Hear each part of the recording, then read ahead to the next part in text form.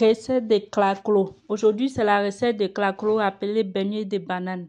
Alors, les amis, c'est parti pour la recette. Dans un premier temps, vous avez vu, là, c'est la banane, tout est noir. S'il vous plaît, les amis, si vous avez les bananes de cette façon, les bananes plantains, s'il vous plaît, ne jetez plus à la poubelle. Faites cette recette vraiment délicieuse et vous allez vraiment adorer. Comme vous l'avez vu, on a retiré la peau de notre banane et on vient découper de cette façon pour faciliter le mixage.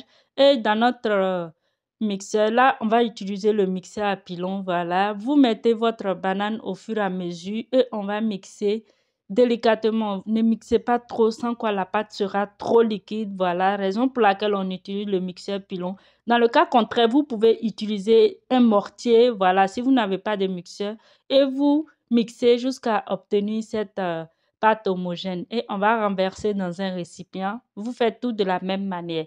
Et vous voyez, après, on va découper feuilles d'oignon plus un oignon et on renverse là-dedans. On met aussi le sel. Vous mélangez bien. Après avoir bien mélangé, vous allez incorporer de la farine. Voilà, vous prenez 150 g de farine que vous incorporez au fur et à mesure.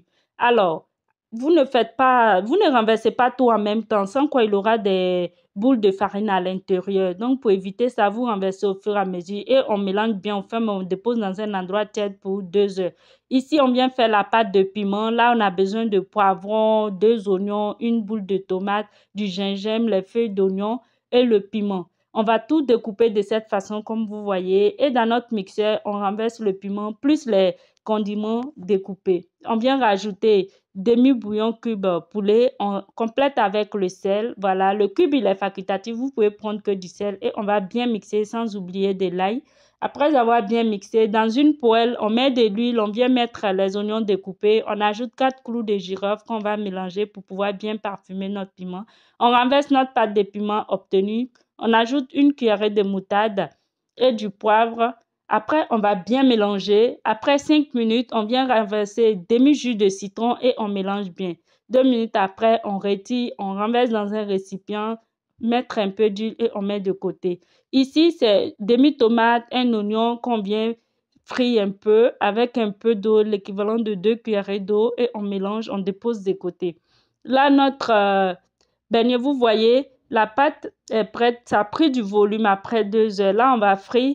Mais vous voyez, là, moi, j'ai mis un pour voir, mais la pâte est un peu liquide. Quand c'est comme ça, vous renversez de la farine au-dessus et vous mélangez au fur et à mesure avec votre main et prendre pour mettre dans l'huile. Et mettez le feu à feu médium parce que ça crame très vite. Et on va frire, vous voyez, on va renverser et voilà.